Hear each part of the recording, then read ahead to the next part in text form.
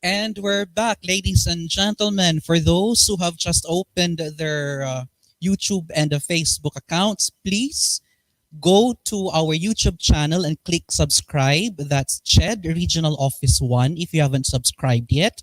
And please like our Facebook page, that is CHED Region 1. I encourage you to like and subscribe our accounts for you to be able to be updated with the latest trends in education, of course, brought to you by CHED Regional Office 1.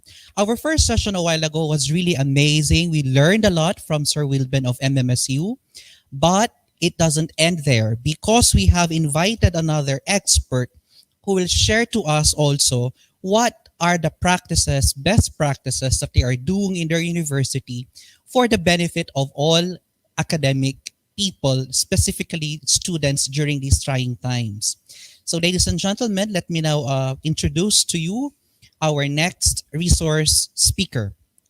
Our next resource speaker is a graduate of Doctor of Information Technology at the University of Cordilleras in Baguio City. At present, he is an instructor in the College of Information Systems and the Director for Management Information Systems at Don Mariano Marcos Memorial State University here in La Union. He has intensively gone under training in Germany to hone networking skills through Cisco Networking Academy and Microsoft Academy, and has intelligently improved IT service management awareness through the ITIL version 3 foundation level instruction. Furthermore, his numerous paper presentations in international conferences, publications in Scopus Index journals for solo authored and co-authored works, and a number of editorial works as a reviewer and editor have sharpened his expertise in the field of research. He has served as keynote and plenary speaker in various workshops and conferences across the globe. He is also engaged in different organizations like the Association of Scholarly Editors, Association of Scholarly Peer Reviewers, and the Philippine Association of Institutions for Research Incorporated, among others. Recently, he is a member of the Regional Quality Assessment Team of the Commission on Higher Education Regional Office 1 for Information Technology Programs. Ladies and gentlemen, let us welcome Dr. STEPHAN KUPSCH. Hello, sir. Good morning. Hello, sir. Good morning. Nice to Morning, see Philippines. you virtually. All right, sir. You're prepared. We can see that you're really prepared. Let's start our ball rolling.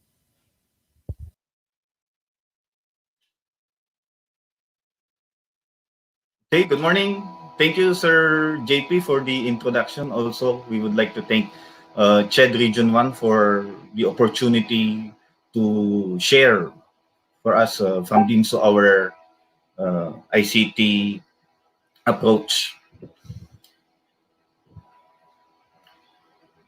We will be discussing today interconnecting campuses through open source technology, interconnecting campuses via intranet technology. These lectures would be beneficial to organizations that has different campuses, or universities or school that has different campuses that are geographically separated.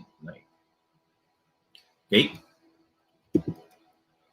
Let me first define intranet.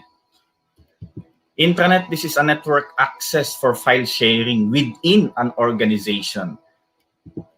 This is not accessible outside the organization, meaning one must be inside, physically inside the organization. It should not be accessible through internet outside. Okay. Also, this is not a new discovery.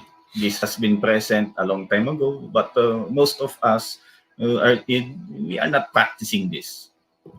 But through these lectures, maybe we will appreciate intranet.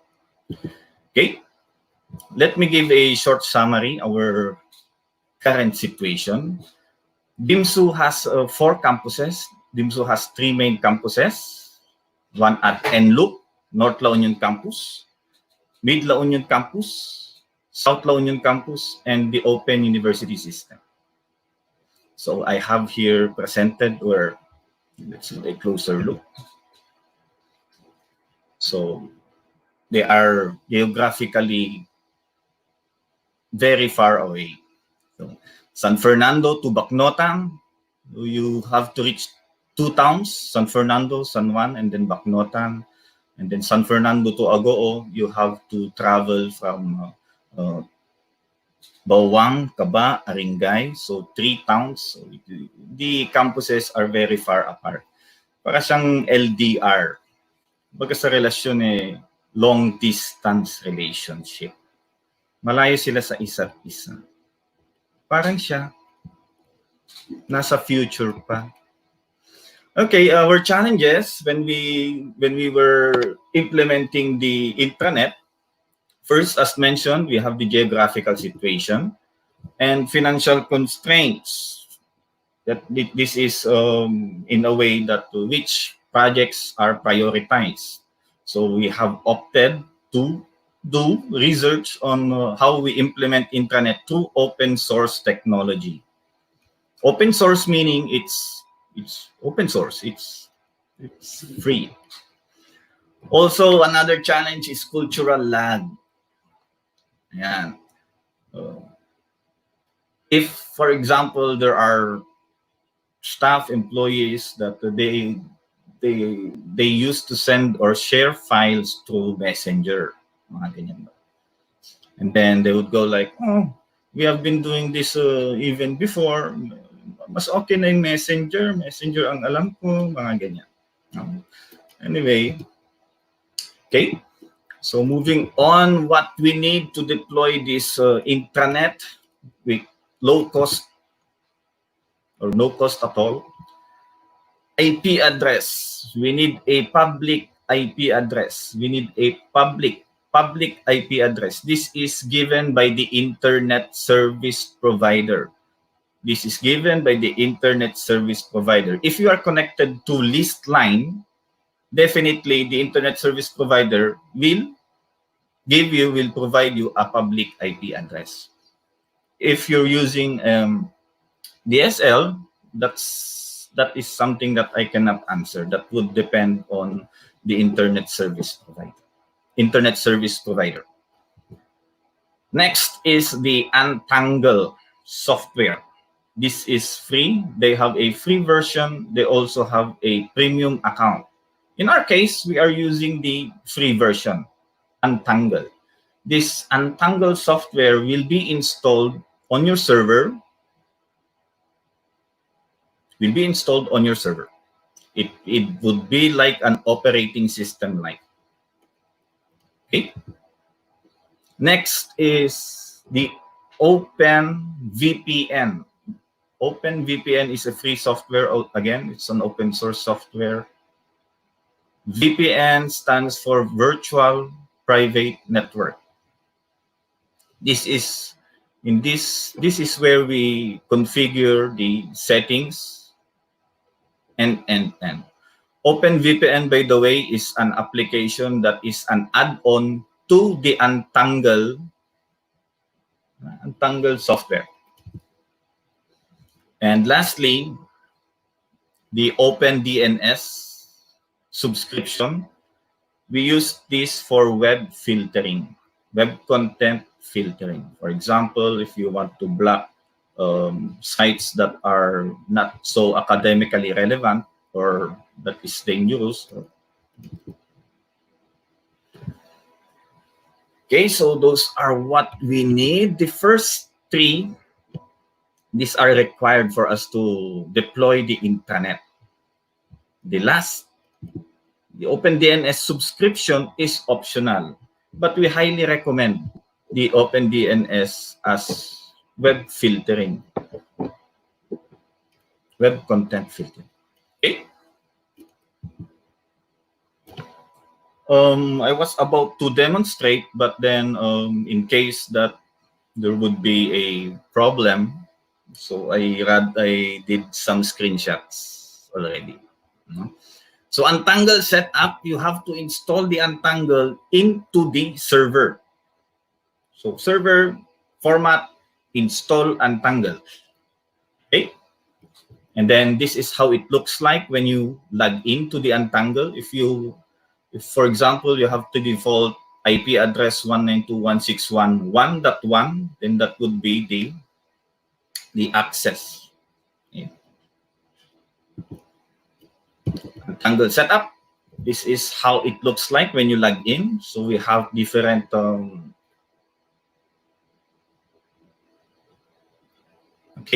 different options. We can see the resources used by the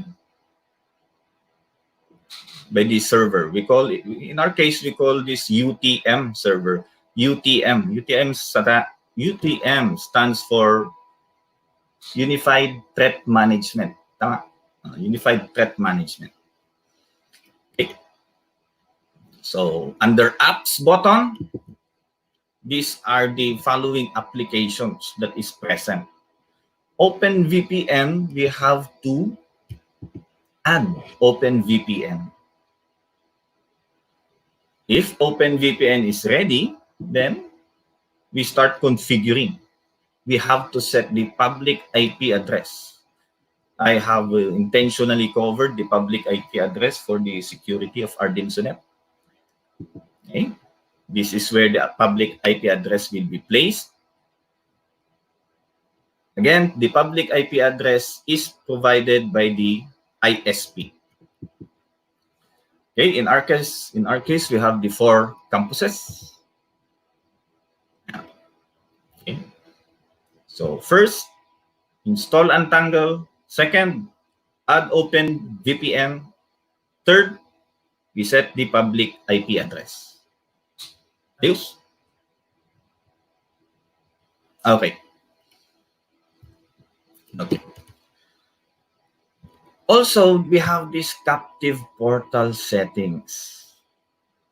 We highly recommend the captive portal. Well, what is captive portal? If, for example, you have tried to log in on Google Station or Smart Free Wi-Fi, they have the captive portal wherein you have to watch a time advertisement, in 15-minute advertisement or so before you can log in. Those are examples of captive portal. This can be set in the UTM server under Untangle. Untangle. Okay. So yeah, captive portal settings. Okay. In this case, we have activated captive portal. Before one can enter your network, they have to pass through the captive portal. Okay. Yeah. Okay. So settings of captive portal. So in our case, we have crafted a captive page, and it will be redirected to our DMSUnet. DMSUnet in this lecture is the intranet of DMSU. DMSU net. Similar like UP Diliman, DILNet naman, DILNet yung sa kanila. Okay?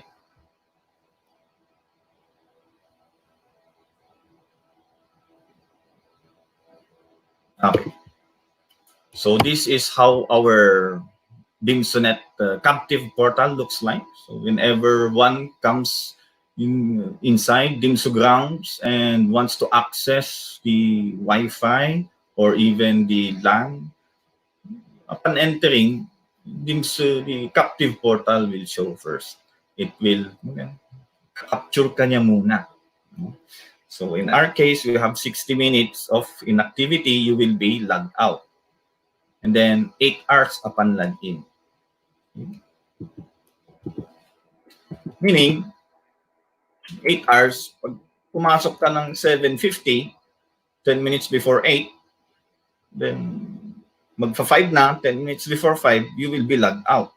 And the captive portal will, you have to access again the captive portal. Malalaman mo na malapit na mag-time out. Ganun ba? Okay. It will then redirect you to DMSUnet. This is our intranet. Ito ang itsura ng DMSUnet namin. So we have different buttons that you can see on the left part. So that is DMSUnet. This is accessible anywhere within DMSU. If you are at Agoo, you can access DMSUnet. San Fernando City, you can access DMSUnet. So before, nasan na yung file? I-send mo na yung file sa akin. I-send mo sa messenger, padala mo, mga ganyan. Ngayon, kukunin kailangan ko yung data, the total number of enrollees. Naka-upload na sa DMSUnet. I-check mo sa DMSUnet. You access DMSUnet. Ganyan na. Okay? Let me share you some guidelines that we are currently implementing.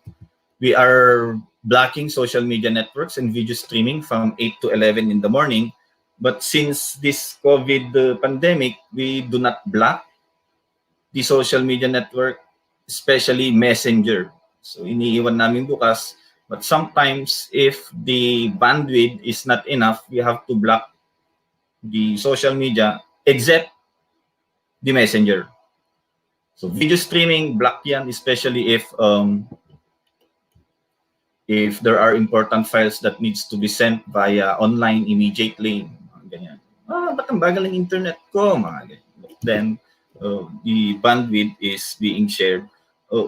In our case, we have a maximum of 60 Mbps each campus. 60 Mbps. So you can just imagine how to optimize that bandwidth. This is one approach. Okay?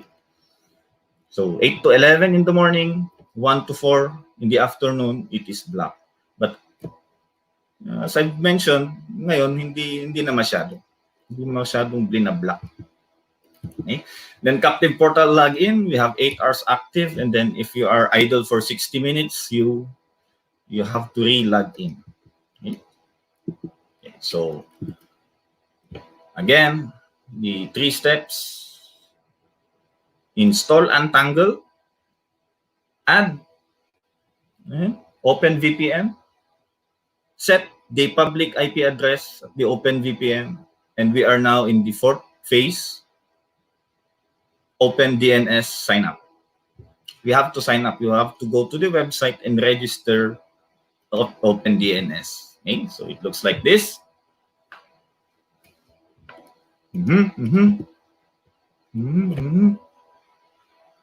OpenDNS.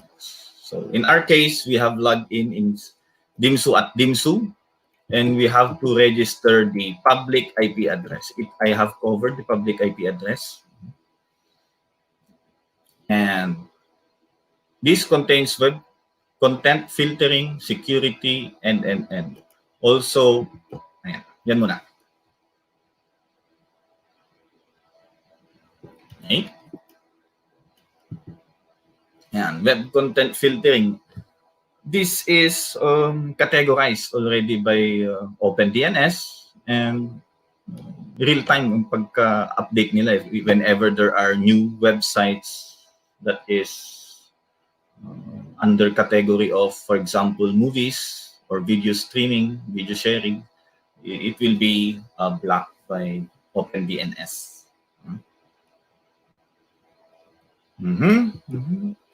Yeah.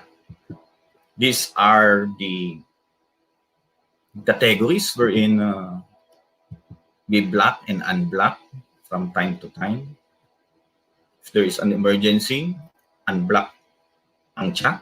Yeah. Okay. And this is how it looks like if you access a blocked website. There are cases wherein there are websites that's relevant, but OpenDNS consider it as dangerous. For example, VPN. Kung may word na VPN, lahat ng may word na VPN, i-ano na niya, it will be blocked. Blocked. It will be blocked. It also has statistics. If you're going to generate statistics, saan nagagamit ang website, anong pinakamadalas na nabivisit. In this case, if you can see it clearly, sa baba, Facebook. Facebook pa rin ang madaming fans. So, statistics. Okay? Yan. Stats. Bandwidth stats, you can also generate bandwidth stats for each day, daily. Also, it can be generated 10 days. So, 10 days backwards. Okay? There was a time wherein we have reached a maximum. I have mentioned earlier that we have 60 Mbps leased line each campus. This figure says that at time 11:20 to 11:40, wherein all of the social media networks and video streamings are unblocked, it has reached a 61.59 Mbps, 62. So the ISP gave us, notified us that tumaas, nag-peak. Okay. That is why we have to,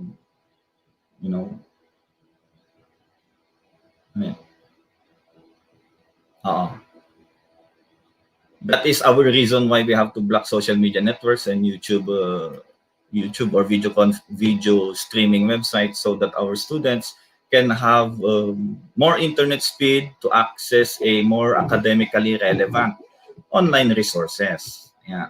Sa technical side naman ito, na explanation kung bakit. Anyway, moving on. Okay, we have here our topology. This is the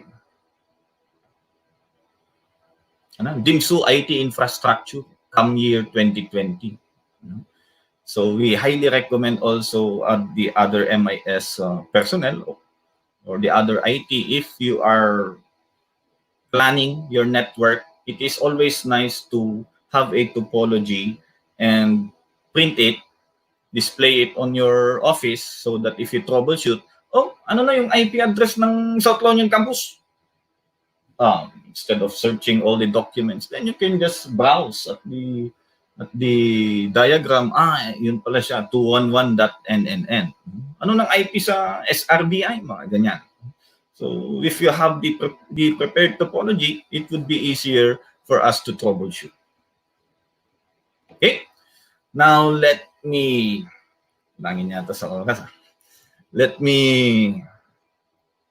explain the road to DMSUnet.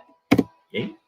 So this represents the virtual private network. It should have a one pool of IP address. Okay? At first, we have set up the UTM server at DMSU Central Administration. So, ayan. So, Again, install the Untangle, open VPN, you add it. Susunod dun. Public IP address, you set it, configure it, and soon. Open DNS, you have to subscribe. Okay? So, ayan siya. After that, then we can simultaneously deploy also at the different campuses. So, yan. So, inayos mo yung settings ng Untangle at nag-comply ka. Nag-comply ka sa OpenVPN settings. Ay, pwede na pala ikaw mag-intranet. Ayan. So, on that is the story. DMSUnet was born. No? DMSUnet can be accessed if you are at OUS. It can be accessed access nyo yung nasa North La Union campus. Possible. No? All of this at minimum cost. No? If ever you're going to pay, you are going to purchase a server. No? Specs ng server ang kailangan mo na. You have to pay for it. Okay? Yan. Salamat, Kim Chu. At madami kang napaligaya. Na-inspire. Okay? Awas pa. Our DMSUnet setup. Again, this setup is seen in each server room. Okay? You can call it server room, network operations center, or kung ano man ang term ninyo. No? So, ito ang setup sa isang MIS office or server room. Sabihin na natin server. Okay? You need the UTM server. Good. Again, you have to install Untangle, add OpenVPN, and then subscribe to OpenDNS. The private IP address refers to the IP address within the campus. Okay? So there you need one LAN port for that, and another LAN port for the public IP address, which is given by the internet service provider.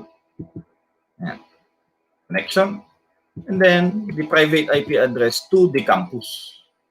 So that is our that is the setup in the server or in the network operations center. Okay. So again, Untangle, OpenVPN, OpenDNS. Public IP address will be set at OpenVPN application that is inside Untangle. The ISP will provide the public IP address. Okay. Speed test. Sometimes there are situations, bagal naman ng internet, but then sometimes it is the device that is really slow. Pwedeng na-infect, ganyan. Sometimes may nagpa-pop up at the lower right, kung familiar kayo sa mga nagpa-pop up na ganun, the device is infected. That is not the problem of the network or DMSUnet or intranet. No? So, we troubleshoot, speed test tayo kung yung internet ang problema. Okay? We use speedtest.net, but we prefer the projectbus.org. This is under Sir Wilson Chua. Hello, sir. Nanonood kayo. And this data, the bandwidth statistics is also forwarded to the DICT office if you're using projectbus.org. Okay. To summarize, we need these three items: public IP address, Untangle software, OpenVPN, and OpenDNS subscription. Again, install Untangle, add OpenVPN, set public IP address, subscribe to OpenDNS. Okay? Yan. Let's make the internet great again. Okay, that would be all. I hope we were able to help some, those who has similar situation to us. In our case, we have 4 campuses that are away from each other. This can be implemented at your university or school. For example, PSU, I think they have 9 campuses. St. Louis University, I think they have 4 main campus, then Mary Heights, and then the other campuses. So this can be adapted. Okay, Sir JP?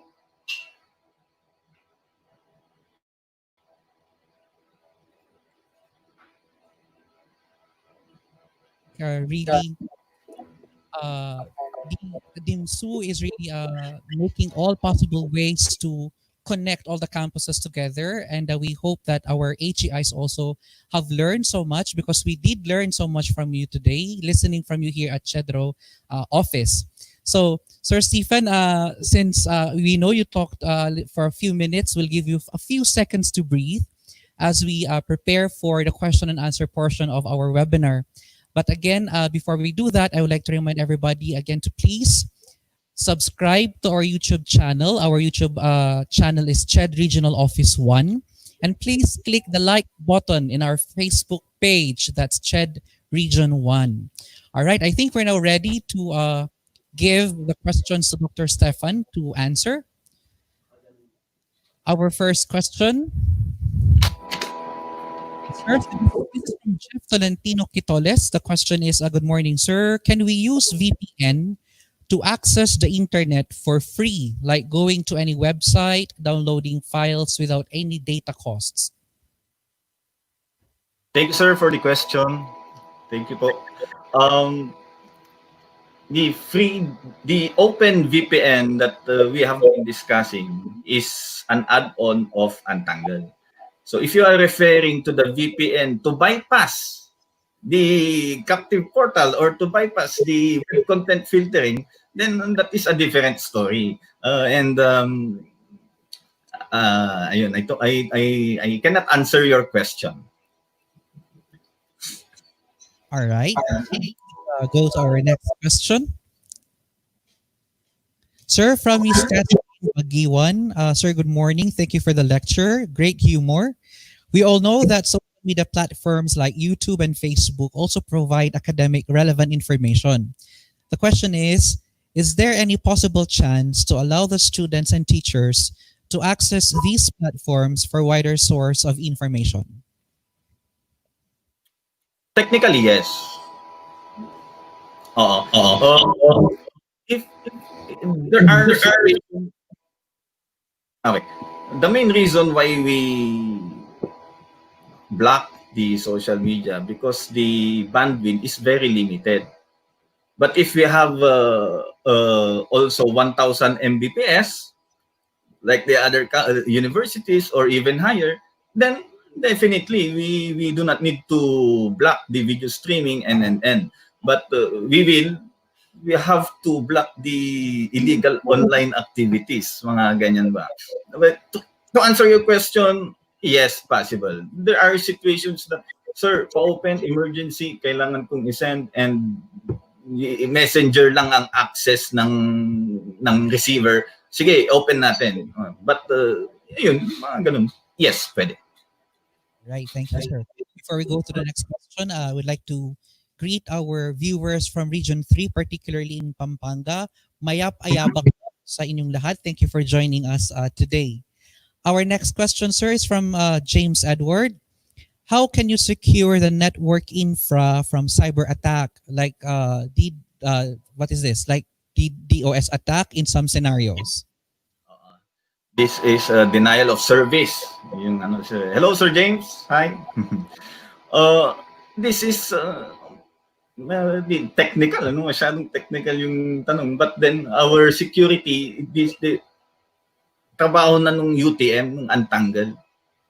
So we also block some ports. Okay? For example, sabihin na natin Mobile Legends. Hindi naman maganda na mag-Mobile Legends ka within university. Isang security din yun na ma-block yung mga ports na generate ng Mobile Legends. Paiba-iba yan. Yung specific na question ni Sir James is the answer to that, it is secured by Untangle. And if you want to be more confident,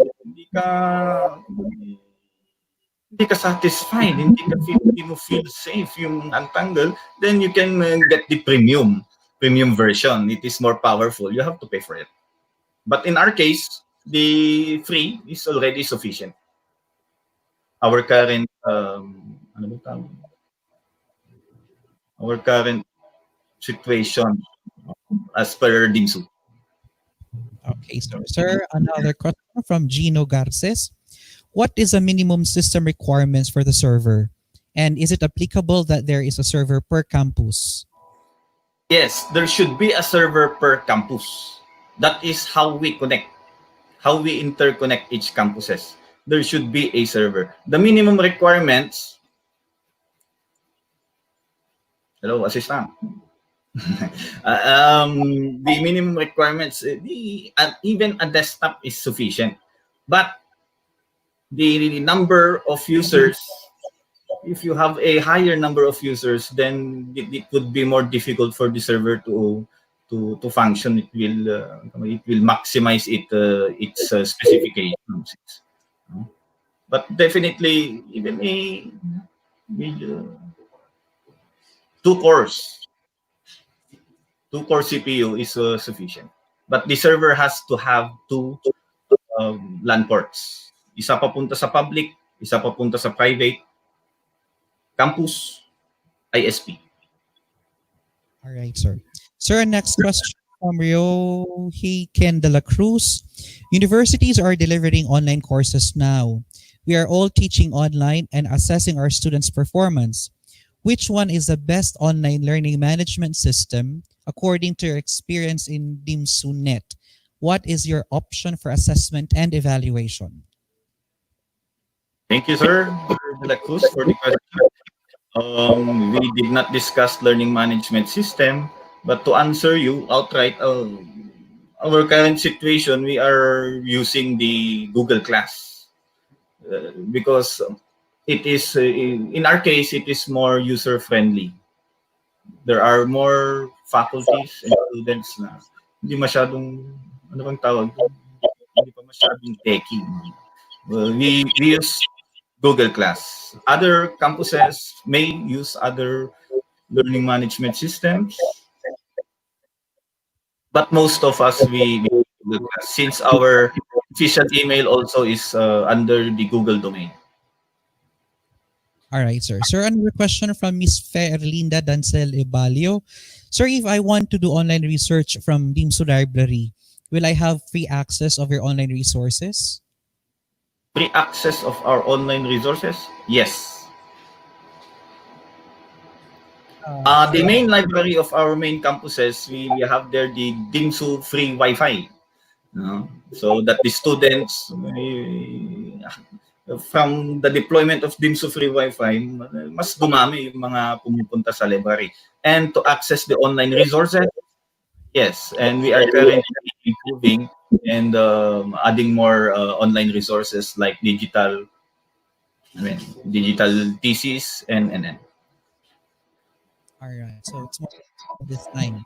Sir, from RJ, the use of Untangle, aside from blocking some sites that consume a lot of bandwidth like YouTube and Facebook, is it allowed or is it allowed or given allotted time only for one device to access the intranet for one SEM? The Untangle, let me clarify. The web content filtering is under OpenDNS. No? So sa cloud yun, i-access mo online OpenDNS, you log in your credentials, and then you do the web content filtering. If your question is if you can set a timeline or settings na automatic na magba-block siya sa ganitong time, currently the OpenDNS does not have that feature. So what we are doing, our MIS colleagues has to manually block and unblock the social media, social media networks and video and YouTube, for example. Okay, sir, another question from Ervin Javier. Dr. Koop's question po, is there any limitation regarding the capacity of the intranet to cater number of campuses? Limitation of,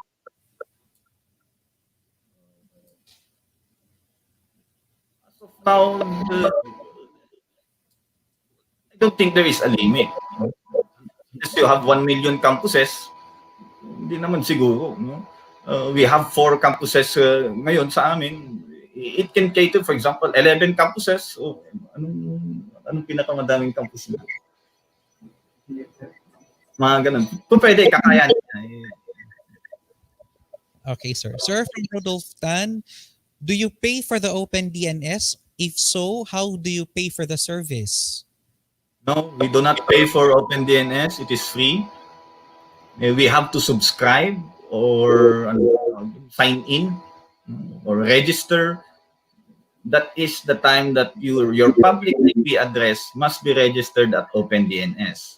Then OpenDNS will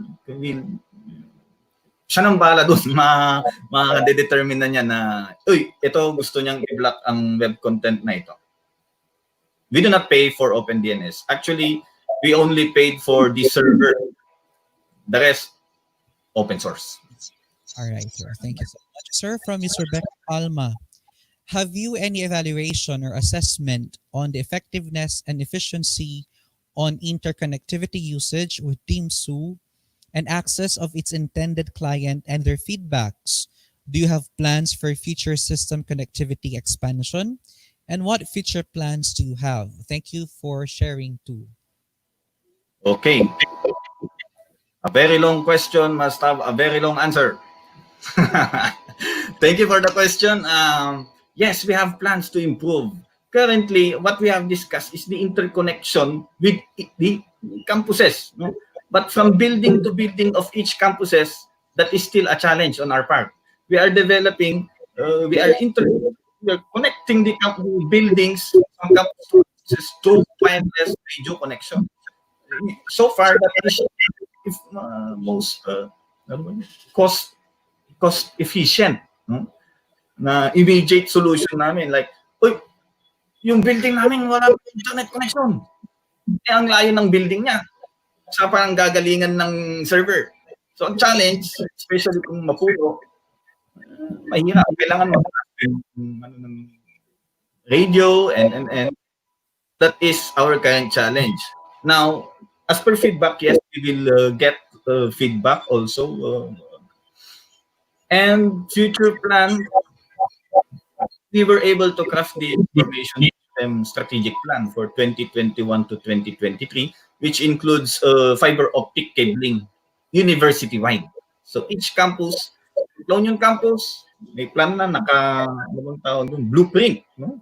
Yung fiber optic plan, North Union campus, South campus, OUS campus, even DMMMSU, Santo Tomas, Rosario, ayan, meron ng blueprint for the fiber optic cabling. Futuristic 10G. Hindi siya budget meal. Ganyan ba?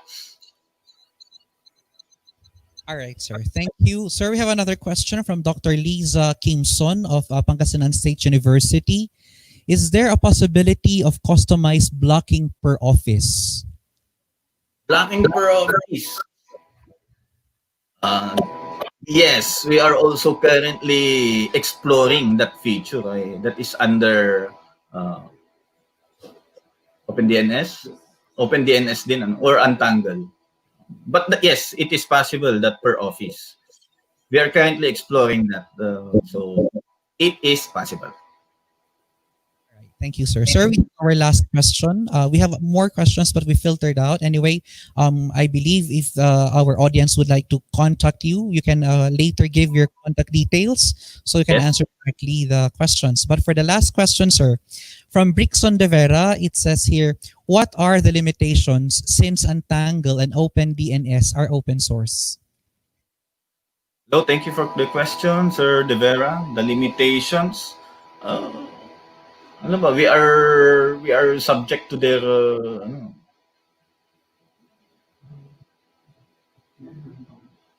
kung nag-down, yun lang. For example, as per experience, if there is power loss, and we have to restart the server. The server hindi siya down, but we have to restart. Yun pa lang naman ang current experience namin as to limitations. And so far, up to now, it has been functioning very well for us, for our needs, and for the university's needs in terms of internet. Sir, I would like to insert Yes, one sir. more question from Iloilo. We'd like to greet our Iloilo friends. Maupay nga aga sa tanan. This is a question. Good AM, Sir Steph. For campuses located quite far from each vicinity, can we provide only one server for the interconnectivity? Any feedback, sir? Thank you so much. From Iloilo, Region 6. Hello, Ma'am Lorna. Thank you for the question. Each campus should have one server. Okay, so if you have 5 campuses, you must have one server in each campus. So 5 servers. The server is a requirement for the campus to be interconnected to the other campuses. Yun po. So thank you, sir. This is, I think, you were flashing on the screen your contact details for our audience to contact you in case they have questions. And I think I would like to agree with the presentation of our first two speakers that indeed technology is the name of the game for our education sector because of COVID-19.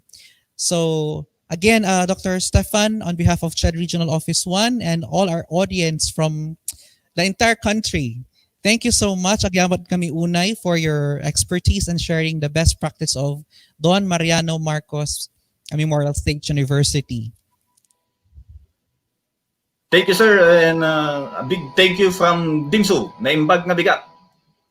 All right. So, ladies and gentlemen, dear friends, we would like also to inform you that we may be closing the end of the morning session, but we have to see you at 1 o'clock this afternoon because we still have one more important sharing on the use of a particular technology. We call that Edmodo. And we invited our expert from St. Louis University to discuss the concepts and expertise and practices and experiences of SLU as to the use of this online platform.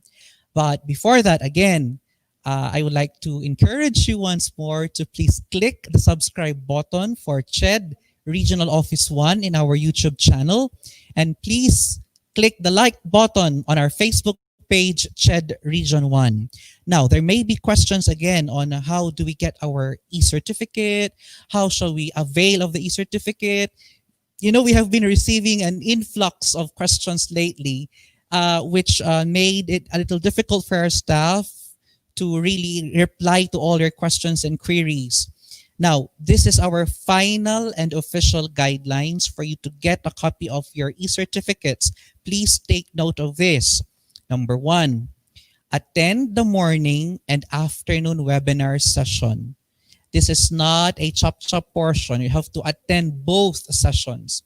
Number 2, our host will announce the feedback form and quiz link after the last session of the day. We will announce the link after the last session this afternoon. Now, after posting the link, the next thing that you have to do is to fill out the feedback form and take the quiz on or before 6 o'clock tonight.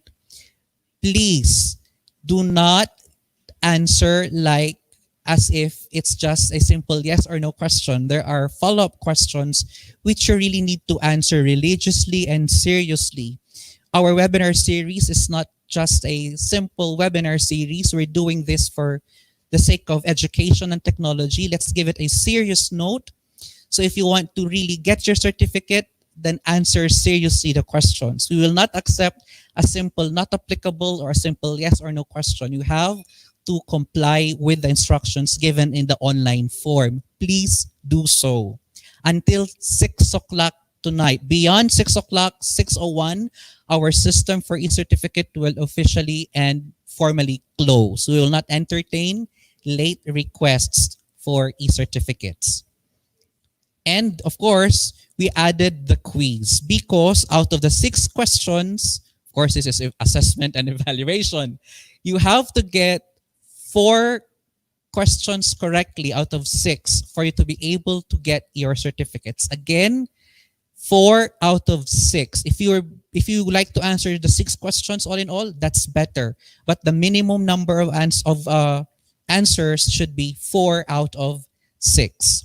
And for those who would like to download their certificates for because they have attended the previous sessions, please check webinar.chedro1.com for you to get your e-certificates. Again, that's webinar.chedro1.com. And our certificates are not just simple soft copies of certificates. They are officially recognized by the DICT. We are implementing the Philippine National Public Key Infrastructure of DICT to secure the electronic certificate. One of the features is that the signature of our OIC director is recognized by the DICT. Secondly, every certificate has a control number. You have your unique DNA of your certificates. No certificate shall have the same control number because we're avoiding duplication, alteration, or fake copies of e-certificates which can be used for personal reasons later on. So that would be it for this morning. But again, please, we would like to see you this afternoon because we started it together. We will end it together this afternoon. Again, from CHED Regional Office La Union, we would like to say thank you. Maayong buntag kaninyong tanan in the Visayas, maupay nga aga sa tanan. Buenos dias at todos in Mindanao, naimba gabigat kada kayo amin, masantun agaw ud sa kayon amin. See you 1 o'clock this afternoon.